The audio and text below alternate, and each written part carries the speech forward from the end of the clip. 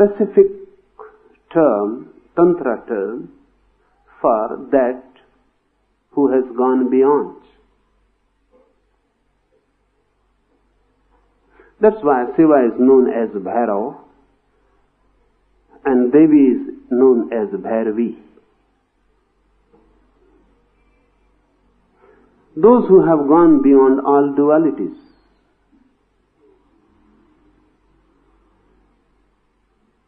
In our experience, only love can give us a glimpse. That's why love becomes the very basic device to impart tantra wisdom. In our experience, only love is something we can say which goes beyond duality. When two persons are in love, the deeper they move in it, less and less they are two. More and more they become one. And a point comes and a peak is reached when only apparently they are two, inwardly they are one. The duality is transcended.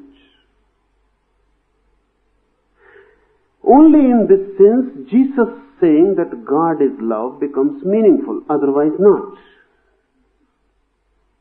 In our experience, love is nearest to God.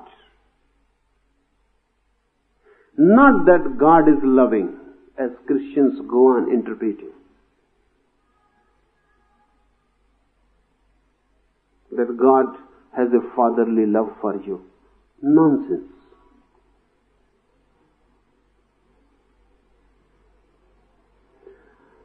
God is love is a tantra statement. It means love is the only reality in our experience which approximately reaches nearest to God, to the divine. Why? Because in love, oneness is felt.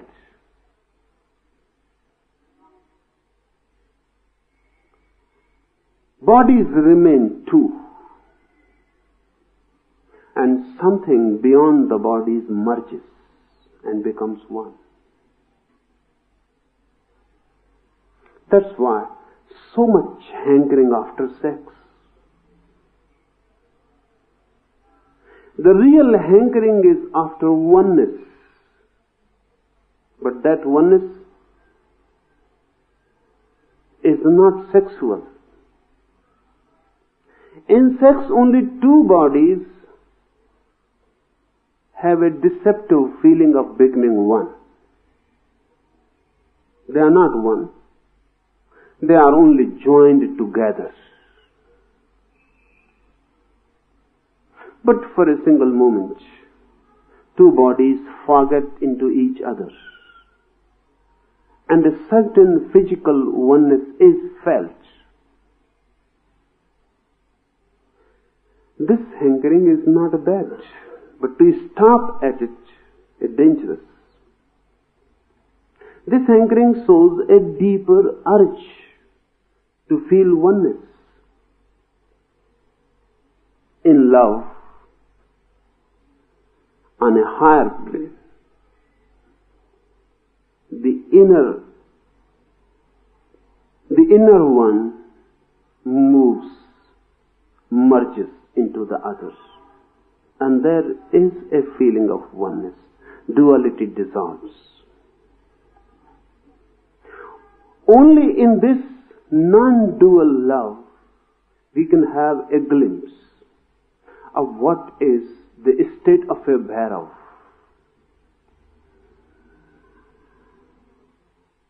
We may say that the state of bhairav is absolute love. No coming back. From the peak of love, no falling back. Remaining on the peak. We have made Shiva's abode on Kailas. That is simply symbolic. the highest peak, the holiest peak. We have made it Shiva's abode. We can go there, but we will have to come down. It cannot be our abode. We can go on a pilgrimage. It is a tirth yatra, a pilgrimage, a journey. We can touch for a single moment the highest peak. Then we will have to come back. In love, this holy pilgrimage happens, but not for all. Because no one moves beyond sex. So we go on living in the valleys, dark valleys. Sometimes someone moves to the peak of love, but then falls back because it is so dizzy. It is so high, and you are so low, and it is so difficult to live there. Those who have loved, they know how it is difficult to be constantly in love. One has to come back again and again.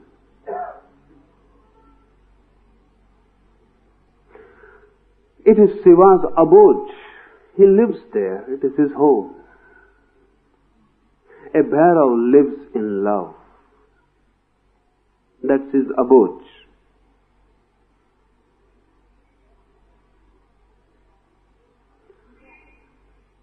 When I say that's his abode, I mean, now he is not even aware of love. Because if you live on Kailas, you will not be aware that this is Kailas. This is a peak. The peak becomes a plain thing. Shiva is not aware of love. We are aware of love because we live in non-love. And because of the contrast, we feel love. Shiva is love. The state of bhairav means one who has become love, not loving. One who has become love. One who lives on the peak. The peak has become his abode. How to make this highest peak possible? Beyond duality, beyond unconsciousness, beyond consciousness, beyond the body and beyond the soul, beyond the world and beyond the so-called moksha.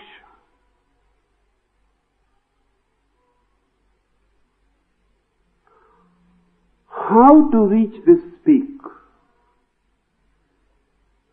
The technique is tantra.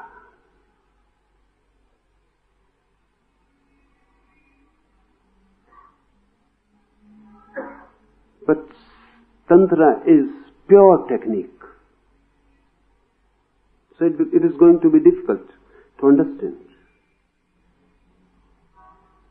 First, let us understand the questions, what Devi is asking. O Shiva, what is your reality?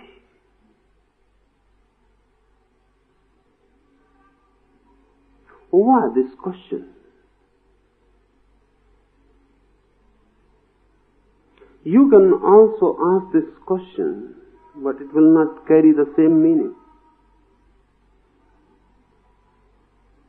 So try to understand it. Why Devi asks, what is your reality? Devi is in deep love. When you are in deep love, for the first time, you encounter the inner reality. Then Shiva is not the form. Then Shiva is not the body. When you are in love, the body of the beloved falls, disappears. the form is no more, and the formless is revealed. You are facing an abyss. That's why we are so afraid of love. We can face a body. We can face a face. We can face a form. We are afraid of facing an abyss. If you love someone, if you really love, his body is bound to disappear. In some moments of climax, of peak, the form will dissolve. And through the beloved, you will enter the formless. That's why we are afraid. It is falling into a bottomless abyss. So this question is not just a simple curiosity. O Shiva, what is your reality? Devi must have fallen in love with the form. Things start that way. She must have loved this man as man, and now when the love has come of age,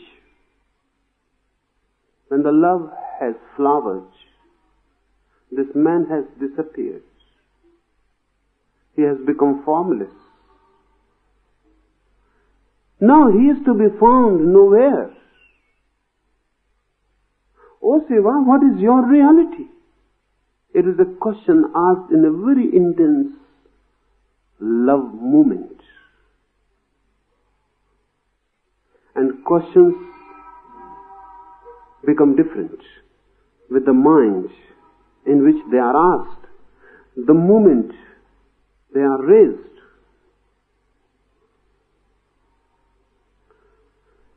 So create the situation, the milieu of the question in our minds. Parvati must be at a loss. Devi must be at a loss. Shiva has disappeared. When love reaches its peak, the lover disappears. Why this happens? This happens because really everyone is formless. You are not a body. You move as a body. You live as a body, but you are not a body.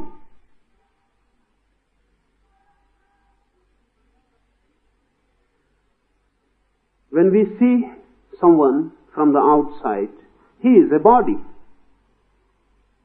Love penetrates within. Then we are not seeing the person from the outside. Love can see the person as the person can see himself from within. Then the form disappears.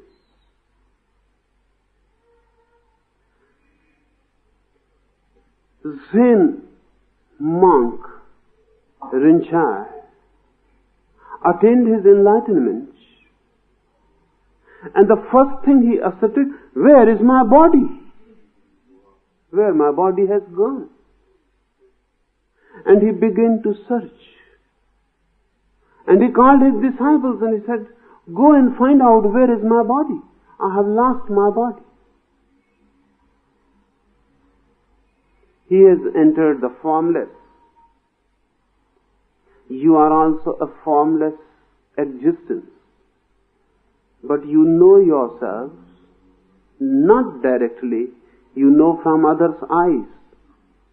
You know through the mirror.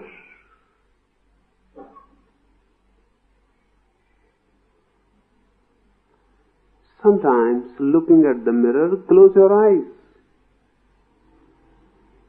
and then think, meditate.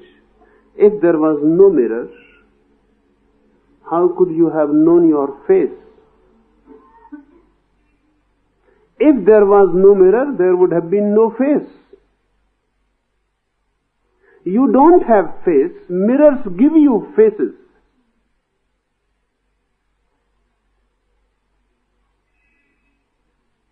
Then think of a world there is no mirror. You are alone.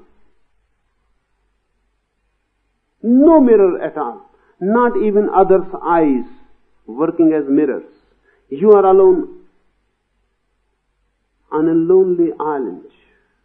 No, nothing can mirror you. Then will you have any face? Or will you have any body? You cannot have. You are not having it at all. Because we know ourselves through others, and the others can know only the outer form. That's why we become identified with it.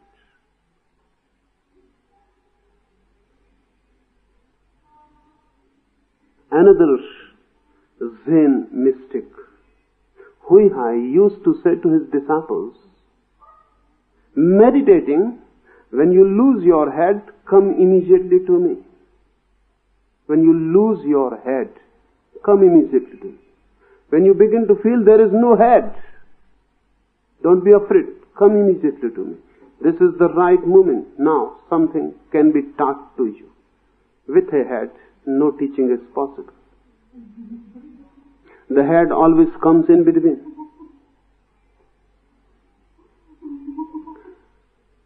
Parvati Devi asked Shiva, "O Shiva, what is your reality? Who you are?" The form has disappeared. Hence the question.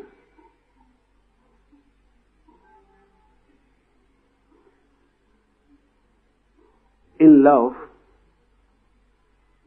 you enter the other as himself. It is not you entering. You become one, and for the first time, you know an abyss, just a formless presence. That's why, for centuries together, centuries and centuries, we were not making any sculpture, any picture of Shiva. We were making only Shivalinga, the symbol. Shivalinga is just a formless form. When you love someone, when you enter someone, he becomes just a luminous presence. That Shivalinga is just a luminous presence. Just an aura of light. That's why Devi asks, what is your reality? What is this wonder-filled universe? We know the universe, but we never know it as wonder-filled. Children know. Lovers know. Sometimes poets and madmen. We don't know that the world is wonder-filled. Everything is just repetitive, no wonders, no poetry, just flat prose.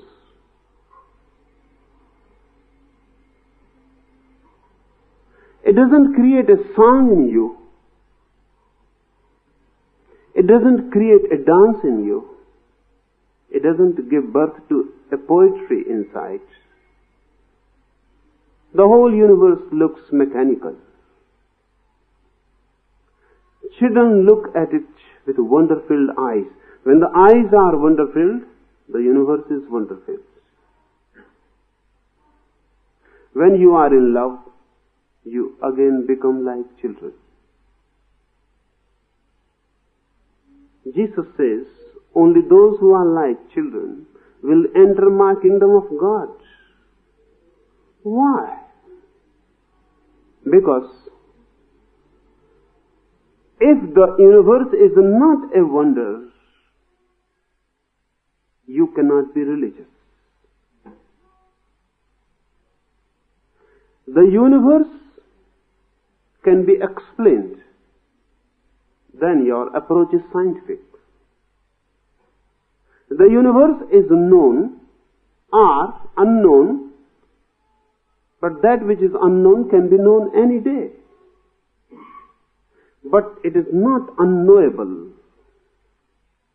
The universe becomes unknowable, a mystery,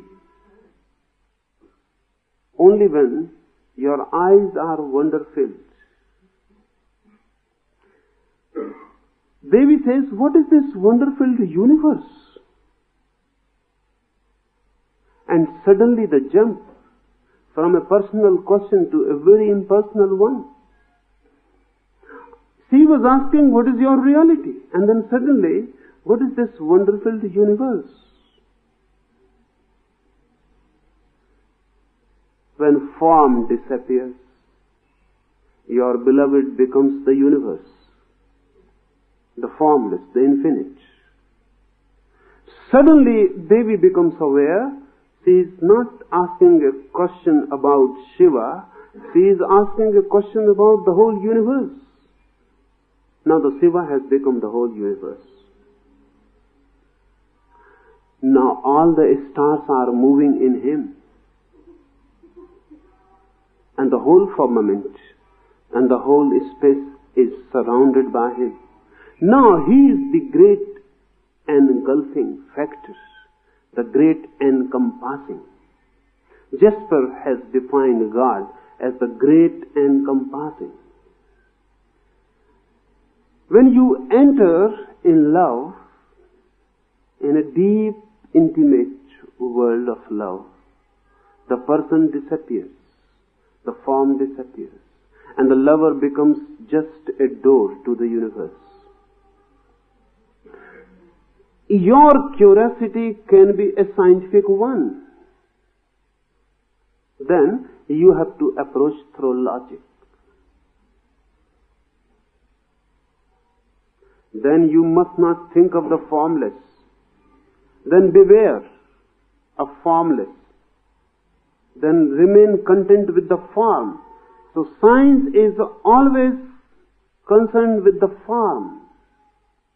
If anything formless is proposed to a scientific mind, he will cut it into forms. Unless it takes a form, it is meaningless.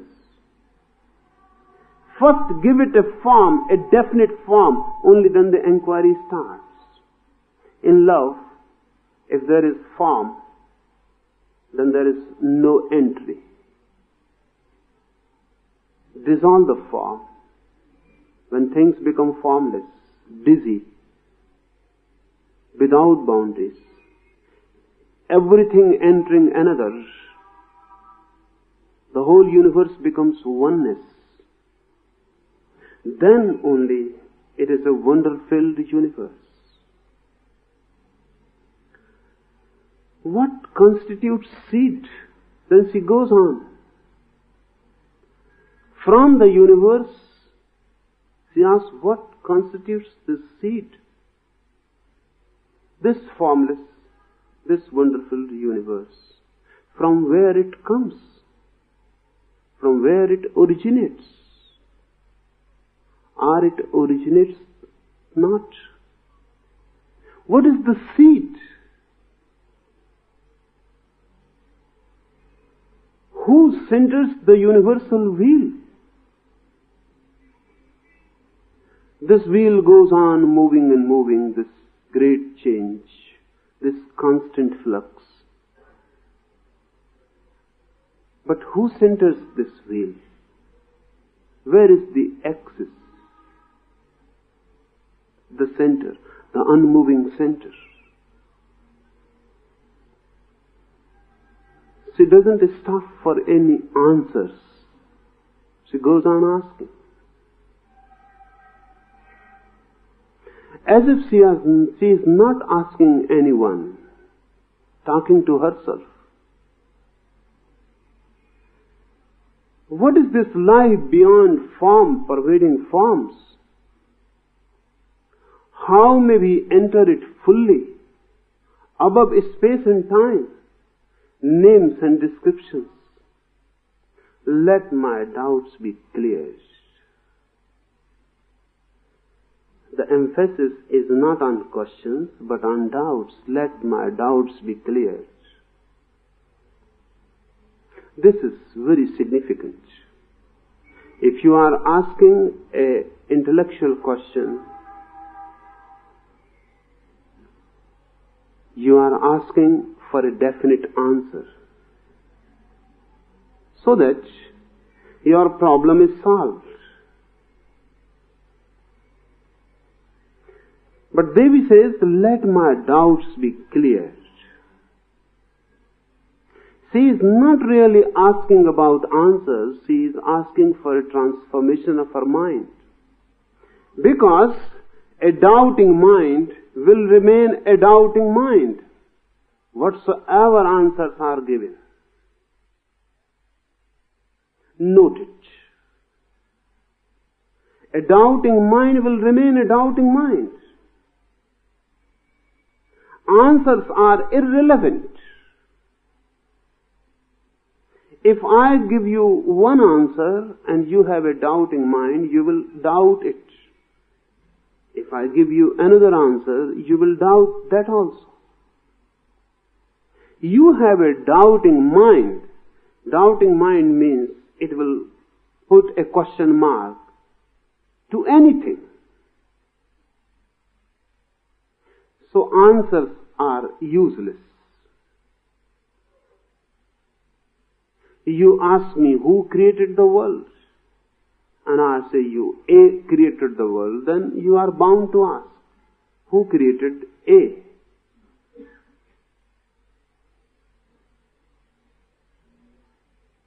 So the real problem is not how to answer questions. The real problem is how to change the doubting mind. How to create a mind which is not doubting or which is trustful. So Devi says, let my doubts be clear. 2 or 3 things more. When you ask a question, you may be asking for many reasons. One may be just this, that you want a confirmation. You already know the answer. You have the answer. You just want to be confirmed that your answer is right. Then your question is false, pseudo. It is not a question. You may be asking a question not because that you are ready to change yourself, but only just as a curiosity. The mind goes on questioning. In the mind, questions come as leaves come in a tree. That is the very nature of the mind, to question. So it goes on questioning. It matters not what you are questioning. Anything give to the mind, it will create a question. It is a grinding machine to create questions. So give it anything, it will cut it into pieces and create many questions. One question answered and the mind will create many questions from the answer. This has been the whole history of philosophy. Bertrand Russell remembers that when he was a child, he thought that one day, when he will be mature enough to understand all philosophy, all questions will be answered. Then late, when he was 80, he said that now I can say that my old questions are there, standing as as they were spending when I was a child. New other questions have come up because of the study of philosophy.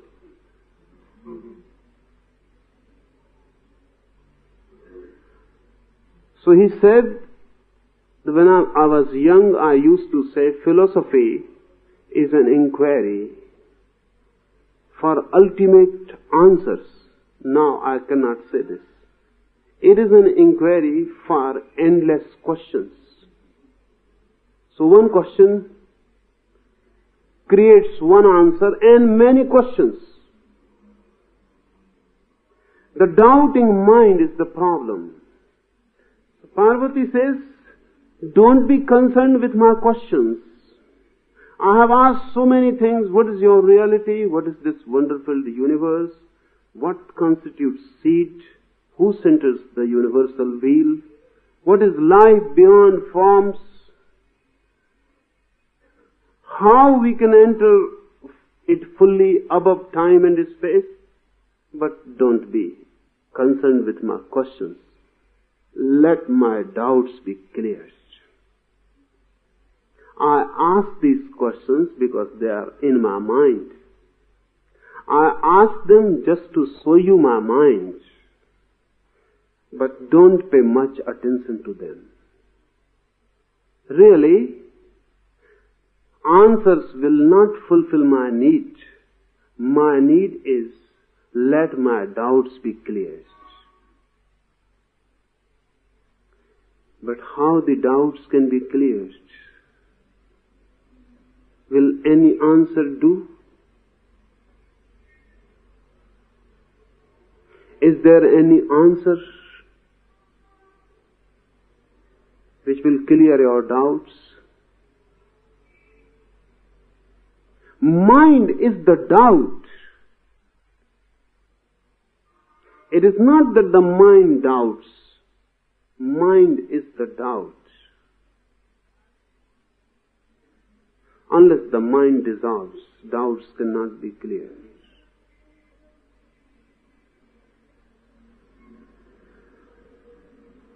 Shiva will answer.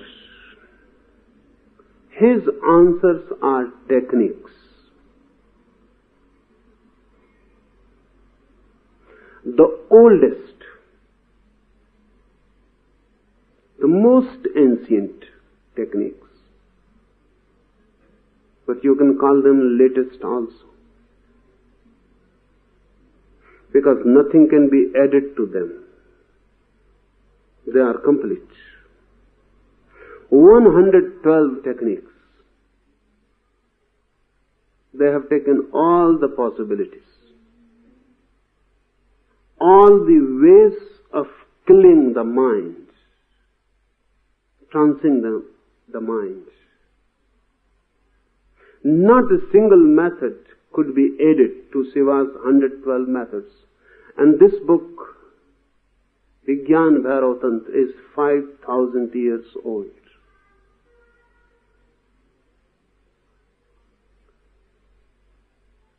Nothing can be added. There is no possibility to add anything. It is exhaustive, complete. And the most ancient, and yet the latest, yet the newest. Old like old hills. They seem eternal. And new like just a dewdrop before the sun. Because they are so fresh.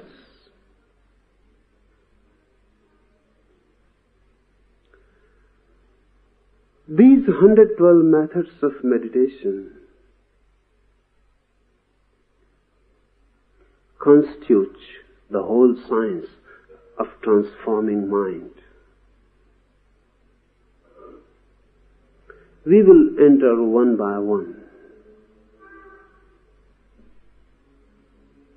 We will try to comprehend first intellectually. But use your intellect only as an instrument, not as a master.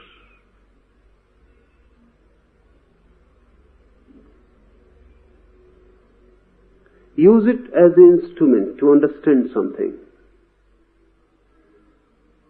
But don't go on creating barriers by it. When we will be talking these techniques, just put aside your past knowledge, your knowing. Whatsoever informations you have collected, put them aside. They are just dust gathered on the road.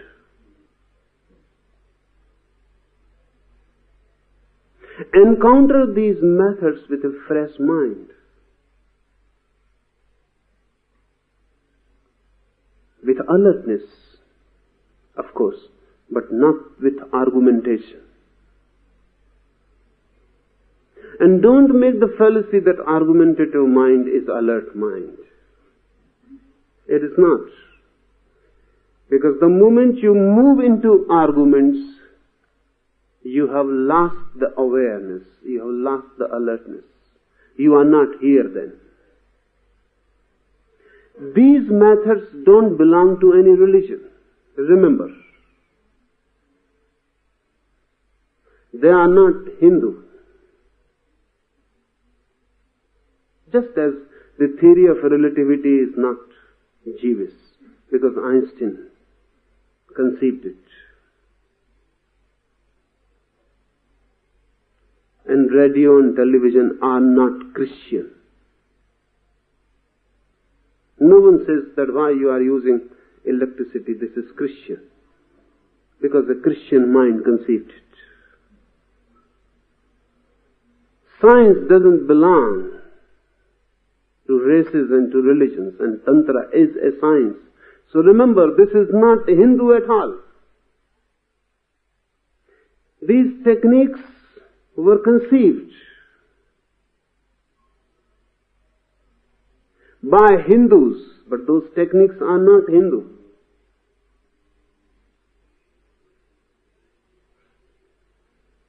That's why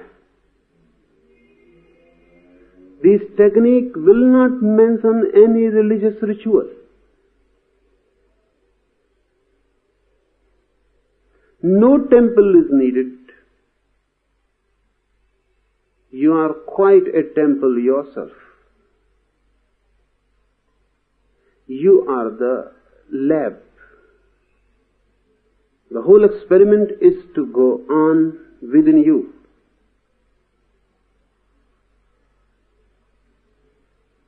No belief is needed. This is not religion. This is science. No belief is needed. It is not required to believe in Quran or the Veda or Buddha or in Mahavir. No. No belief is needed. Only a daring to experiment is enough. Courage to experiment is enough.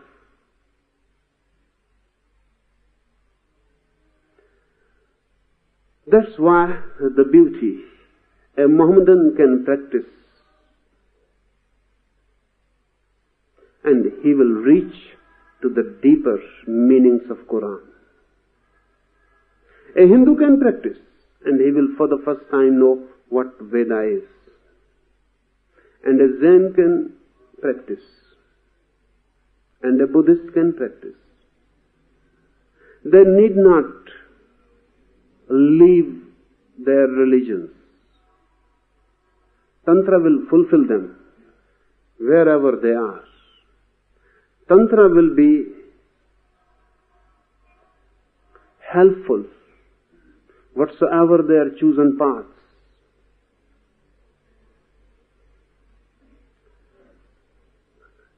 So remember this, Tantra is pure science. You may be a Hindu or a Mohammedan or a Parsi or whatsoever. Tantra doesn't touch your religion at all. Tantra says that religion is a social affair.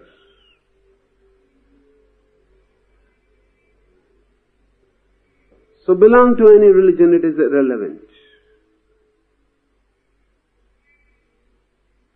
But you can transform yourself. And that transformation needs a scientific methodology. When you are ill, you have fallen ill, or you have caught tuberculosis, or anything, then whether you are a Hindu or a Mohammedan, it makes no difference. The tuberculosis remains indifferent to your Hinduism, to your Mohammedanism, to your beliefs, political, social or religious. Tuberculosis has to be treated scientifically. There is no Hindu tuberculosis, no Mohammedan tuberculosis. You are ignorant. You are in conflict. You are asleep. This is a disease, a spiritual disease. This disease has to be treated by the tantra. You are irrelevant. Your beliefs are irrelevant. This is just a coincidence that you are born somewhere and someone else is born somewhere else. This is just a coincidence. Your religion is a coincidence. So don't cling to it.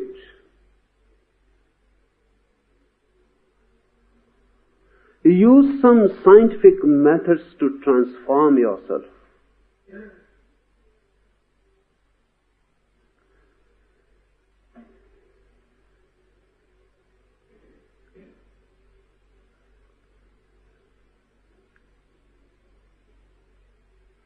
Tantra is not very well known.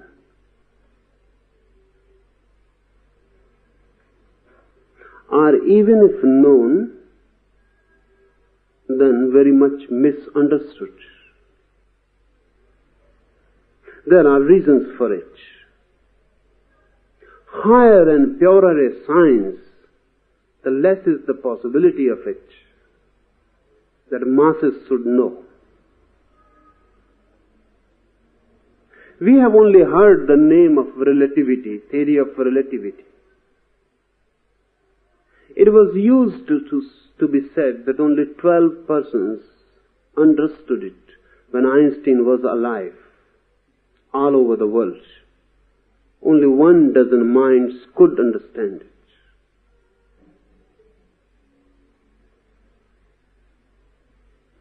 It was difficult even for Albert Einstein to make it understand to someone,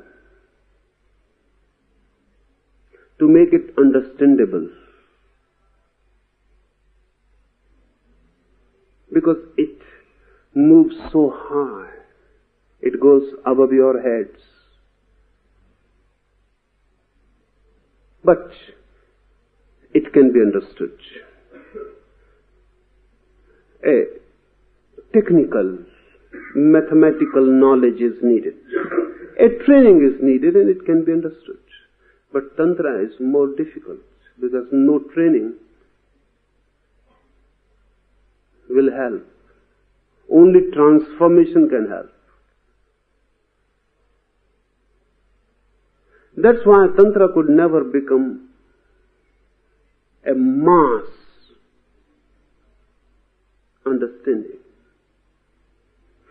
And this happens always when you cannot understand a thing, you will misunderstand at least. Because then you can feel, okay, I understand. You cannot simply remain in the vacuum. Secondly, when you cannot understand a thing, you begin to abuse it. Because it insults you. You cannot understand it. You and cannot understand it. That is impossible. Something must be wrong with the thing itself. one begins to abuse. One begins to talk nonsense and then feels, no, it is okay. So Tantra was not understood. Tantra was misunderstood.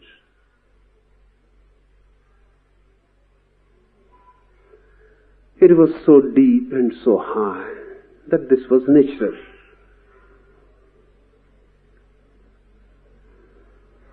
Secondly, because Tantra moves beyond duality, the very standpoint is amoral. Please understand this word. Moral, immoral, amoral. We understand morality, we understand immorality. It becomes difficult if something is amoral beyond both. Tantra is amoral.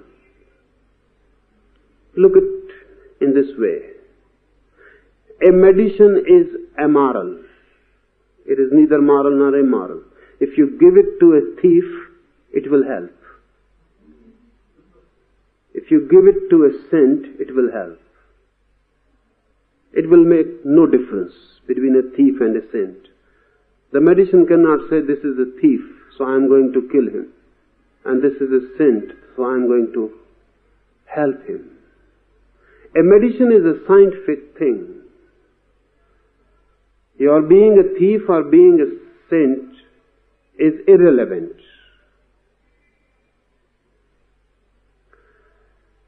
Tantra is amoral.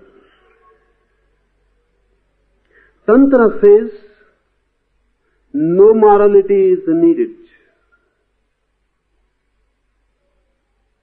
No particular morality is needed. On the contrary, you are immoral because you have a very disturbed mind.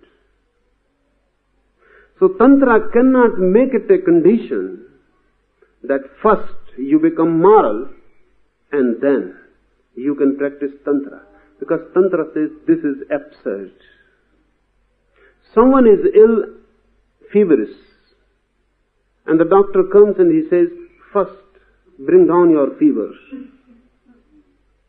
First be quite healthy. Only then I can give you the medicine. This is what is happening. One thief comes to a saint and he says, I am a thief. Tell me how to meditate. He says, first leave your profession. How can you meditate if you remain a thief? One alcoholic comes and he says, I am an alcoholic. How I can meditate? So the first condition is leave alcohol. And only then you can meditate. The condition becomes suicidal. The man is alcoholic or a thief or immoral because he has a disturbed mind, ill mind. These are the effects, consequences of a diseased mind. And you say, first be well and then you can meditate. But then who needs meditation? Meditation is medicinal. It is a medicine.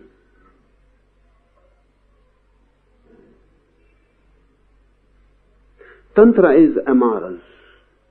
It doesn't ask you who you are. Your being a man is enough. Wherever you are, whatsoever you are accepted. Choose a technique which fits you and put your all energy into it, and you will not be the same again. Real, authentic techniques always will be like that. If I make preconditions, they so I have a pseudo technique. I say first do this and first do not do that, and then. And those are impossible conditions. Because a thief can change his objects, but he cannot become a no thief.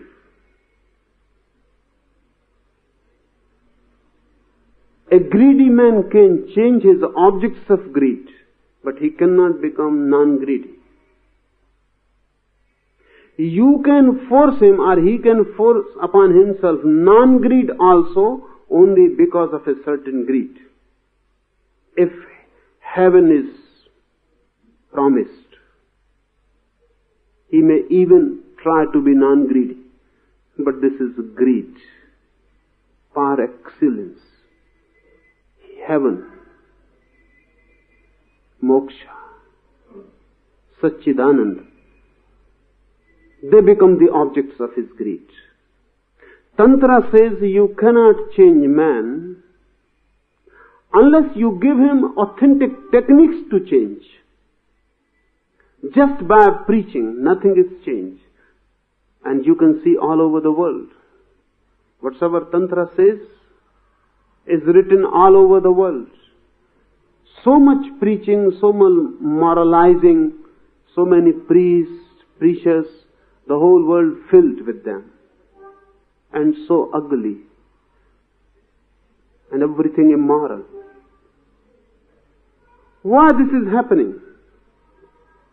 The same will be the case if you give your hospitals to preachers.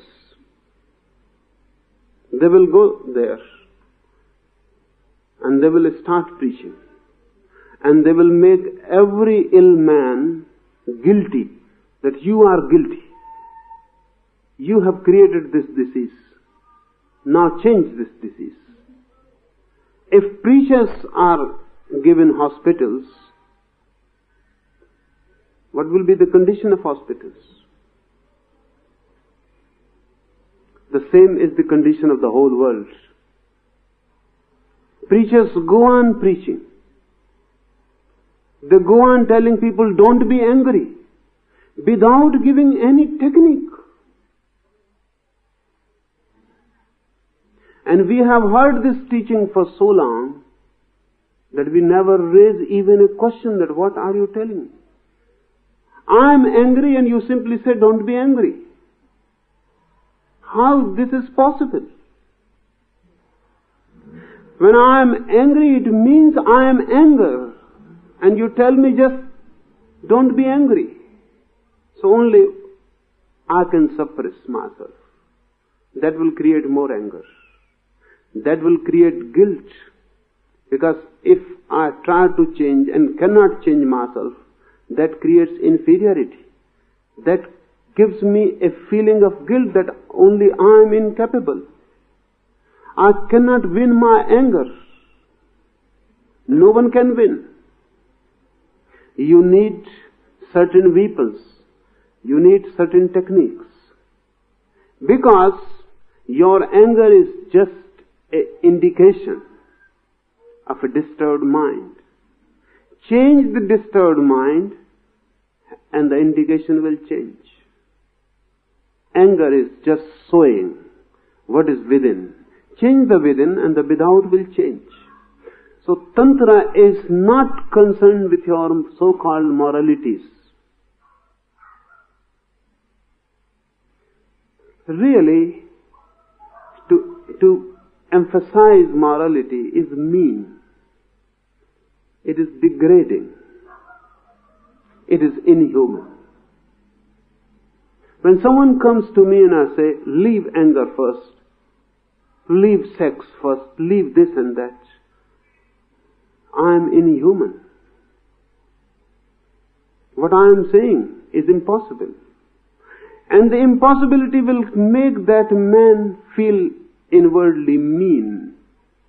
He will begin to feel inferior.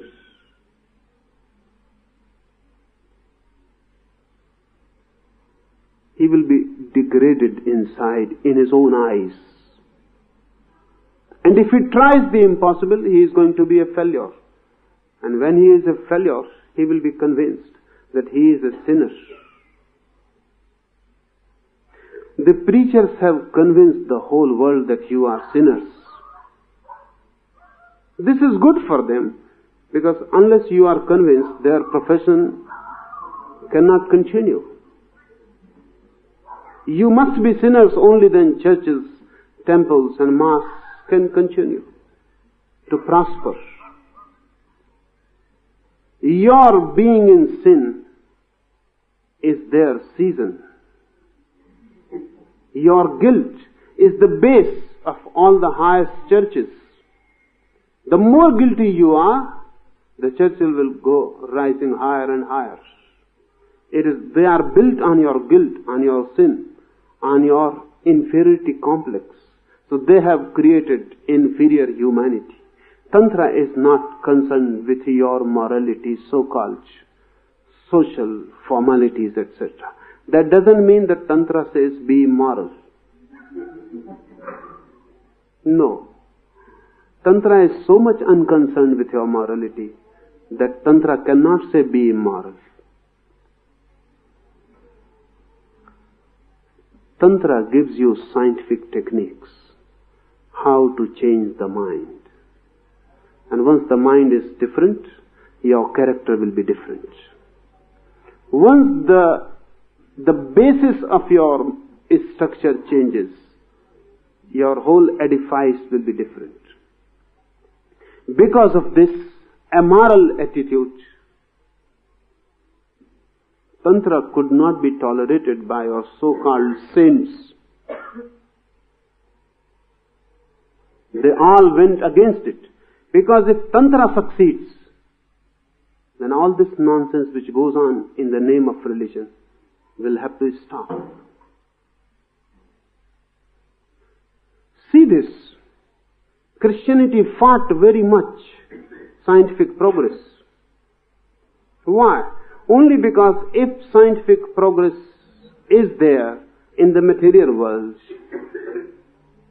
then it is not very far that in the psychological, in the spiritual also science will penetrate. So Christianity started fighting scientific progress. Because once you know that you can change matter through techniques, it is not very far. You will come to know that you can change mind through techniques.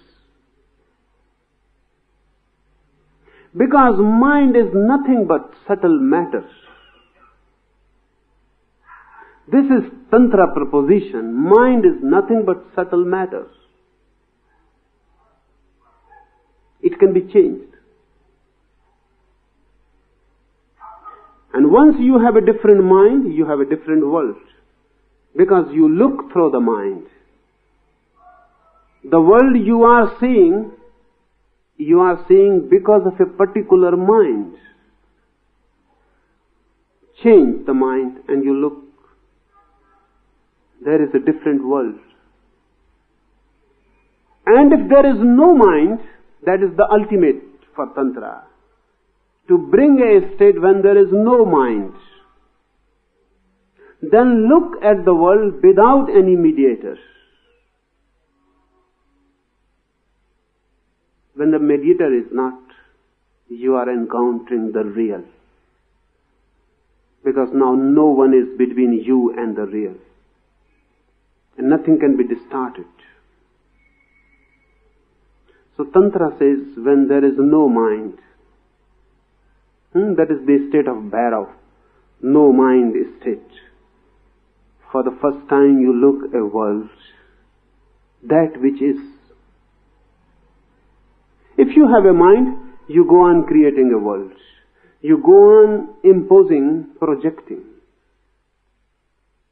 So first change the mind, then change from mind to no mind, and these 112 methods can help each and everyone. Any particular method may not be of your use, That's why Shiva goes on relating many methods. Choose any one method which suits you. It is not difficult to know which suits you. We will try to understand each method and how to choose for yourself one method which can change you and your mind. This will be a basic necessity, this understanding, intellectual understanding. But this is not the end. Whatsoever I talk here, try it. Really, when you try the right method, it ticks immediately. So I will go on talking methods here every day. You try. Just play with them. Go home, try. The right method, whenever you happen to it, just ticks. Something explodes in you, and you know that this is the right method for me.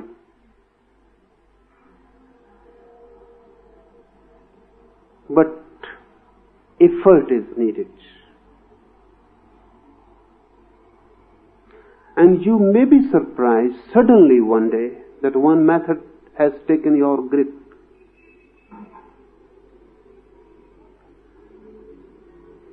So while I will be talking here, parallel to it, go on playing with these methods. I say playing because don't be too much serious.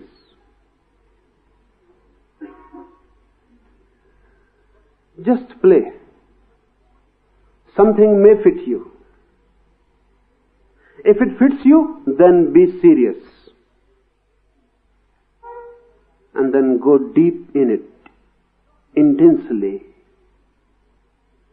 honestly, with your all energy, with all your mind. But before that, just play.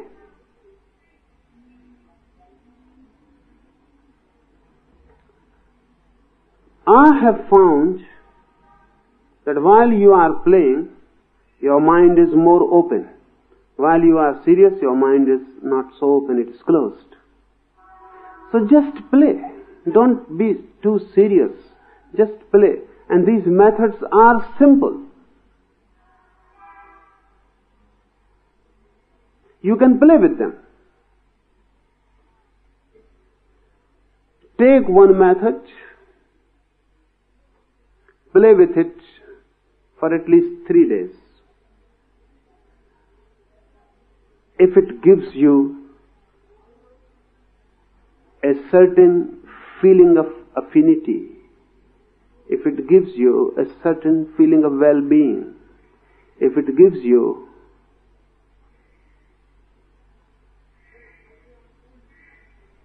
a certain feeling that this is for you,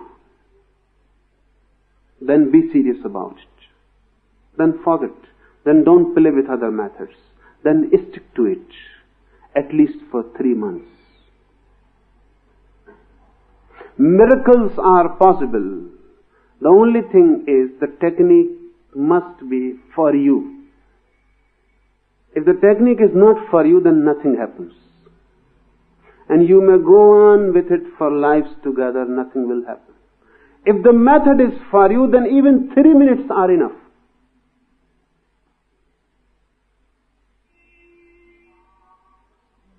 So these 112 methods can be a miraculous experience for you. Or they may be just listening. It depends on you.